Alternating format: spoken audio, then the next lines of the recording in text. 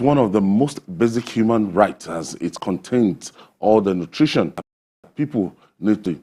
Today, conflict, climate change, the ongoing impact of COVID-19 and rising cost of living, increasing number of our children acutely malnourished, while life-saving services are becoming less accessible. According to the United Nations, more than 30 million Nigerian children are affected in Nigeria and other countries was hit by the food shortage, while 8 million of these children severely wasted. Used to describe the deadliest form of undernourished 5 UN agencies, including the Food and Agriculture Organization, the UN Refugee Agency, and the United Nations Children's Fund, the World Food Programme, and the World Health Organization are calling for accelerated progress on the Global Action Plan, the SCORCH. Ned, from these indices that have just been given by the United Nations, and let me see, what is the situation like in Nigeria? Yes, the situation in Nigeria has been worsened by twin factors. The twin factor of insecurity that ensures that farmers have so much difficulty in accessing their farms, as well as the massive flooding of farmlands last year as a result of global warming and other factors related to it. For example, in Nasarawa State, somewhere in Nasarawa State, Olam Farms has one of its biggest farms. And Olam Farms accounts for more than 20% of the domestic rice production in our country. That farmland, more than 4,000 hectares of it, was washed away by floods. That is just one, talking about one company, one food production company of our country. Many farmlands were flooded. So many farmlands were flooded. In the south, in the farmlands flooded. What this means was that it pushed farmers to begin to harvest their crops before their due date, just so that they can make a little money out of their farmlands. So this in itself would definitely, I know a particular farmer who invested more than 17 million on his rice farm in Taraba State, and he lost everything. So by the time you add this problem caused by flooding to the rampant ban north central and northwest of two main food production belts of our country, you know that we are, in terms of food security, in many communities, bandits have taken over many communities. They force farmers to pay them hefty sums of money before they can even access their farms. For this reason, many farmers have stayed away from their farms in Zamfara, in Sokoto, in Katsina, and in Niger, Kebbi, and a lot of these major food production areas of our country. So that is why we have serious, deeply concerning hike in food prices.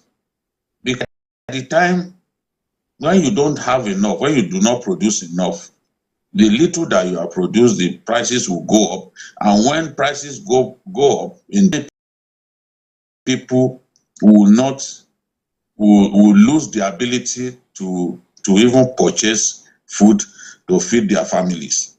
It will worsen hunger in the nation.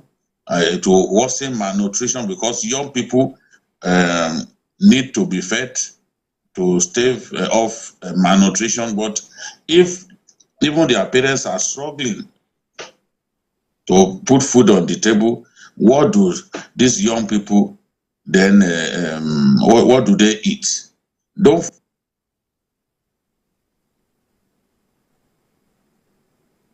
yet, in it, there are still many communities. Borno State alone can produce the rice that the entire Nigeria needs in Dikwa and all these areas, where they can do all year round farming. But a lot of those communities are not safe. So people would rather stay away from those communities than risk their lives by going to their farms and getting killed, and risk getting killed by Boko Haram men. Look at Kebbi State, where we lost 88 farmers in one day. There has been clashes between farmers and these bandits who demand that they must pay hefty sums of money before they can access their farms. Some farmers will readily agree to it, and the ones who resist usually their lives. Food production belts of our country can access their farms and produce a lot more, so that we'll have food security. We need also to do our best to help our farmers to recover rapidly from the destruction to their farms caused by the kind of flooding that we witnessed towards the end of last year. Unfortunately for us, the flooding began towards the harvest season, so it made matters worse for our people. So across the length and breadth of our country, people experienced serious flooding that compromised the efforts that they had made to produce enough food for the country. So this is the main reason why we have this problem, and I can understand what the Food and Agriculture Organization and other caregivers, what they are saying, that look, because of problems around the world, including even fighting in many communities, people need to be assisted to ensure that hunger does not affect the majority of our people. Now, Jide, when you look at the insecurity and other causes, which one will you rate as the most, the one that the federal government should look more into urgently? I think that I would say insecurity. Government must address the matter of insecurity. If we didn't have the kind of flooding that we had last year, doesn't happen all the time. In fact, in about a decade, we didn't have that kind of problem. That doesn't mean that they should not take steps to mitigate the effects of this flooding. In a lot of communities, coastal communities, they must create embankments that protect and ensure that farmlands are not flooded as a result of unusual volume of rainfall or usual rainfall patterns and all that. So there are steps that can still be taken. You look at a state like Kogi, for example, the banks of the River Niger, and should be they should put up barriers that ensure that they can control the surge whenever we have that kind of flooding that happen, and then protect the farming communities as well. They need to also provide some incentive to these farmers, because when farmers lose in the manner in which a lot of them lost last year, chances are that they will be discouraged to go into so much farming the next year, except support comes from government. So government has to provide that support for them to encourage them to continue food production. Then the issue of security, that is a bigger problem, and that one is likely to last longer with us unless we set out to defeat insecurity in our country. Flooding may not happen in 2023, but if we defeat insecurity, bandits will still continue to roam our communities and continue to those communities belong to them. We can't have a government within a government, a situation in which our country is not getting enough by way of taxation, and some individuals who turn themselves to local FRS within their communities, forcing our people to part with their hard-earned money before they can access their farms, especially at harvest time, is an undesirable situation. We have to defeat these good-for-nothing bandits so that our farmers can have the confidence to access their farms and all that. So I remember doing a story in Abuja 2 years ago on the eve of Salah, and the rams were very expensive. And what the traders told me was that even communities in the past where they used to go to buy livestock, those communities have become no-go areas. So if they can't go to those communities to buy livestock, what it means is that the price of life.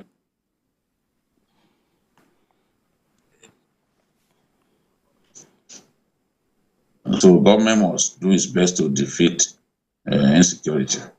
He said, according to the United Nations, more than 30 million children are affected in Nigeria and 14 other countries, the worst hit by the food shortages, while 8 million of these children are severely wasted. Now, a term used to describe the deadliest form of undernutrition. 8 million Nigerian children. There's a lot of this severely extreme malnutrition. You know, a lot of these children are in IDP camps. When you are in IDP camps, and you know these IDP camps also spread across our country, you go to a state like Benue, up to 2.7 million people are in IDP camps in Benue State. People do not know the extent of the problem in Benue State, but it's a really big problem. You know, criminal headsmen have chased people away from their ancestral lands, so they had to go and stay in IDP camps. And in the IDP camps, there is not enough for everyone. Even if people get supplied with food, the quality of the food being supplied is terrible. I've seen cases. I've been to IDP camps to do documentaries, and I shook my quality of food being served, because people were in their homes, they'll be able to afford a lot better of meal, you know, for themselves. But in the IDP camps, they live from hand to mouth. It is what is supplied to them that they eat. They can't go out. They are reliant on caregivers and other people come into the camp to donate their widow's mite. So the people are not eating to their fill. They are not eating as much as they want. They are not getting the right quality of meals, you know, to eat. So a lot of these children, young people in the IDP camps, you see them, they are terribly malnourished. And that's why even in some of the IDP camps, the rate of mortality remember the expose by the Medicine Sans Frontiers about an IDP camp in Borno State, where I think Mafa, was it Mafa or Bama, where children were being buried every day. A lot of them as a result of malnutrition, you know. So it took the intervention of Medicine Sans Frontiers before government realized that that problem was there. And in fact, there was already a makeshift burial ground within the IDP camp where these malnourished children were being buried because they were dying in large numbers. So a lot of them are victims of fighting in different communities. They are in the IDP camps. So I can honestly, it is such a high number in our country. We have IDP camps in many parts of our country. A lot of them resulting from the fighting in the northeast, farmer header crisis that we experience in the north central. Okay. All right. We'll quickly take this break.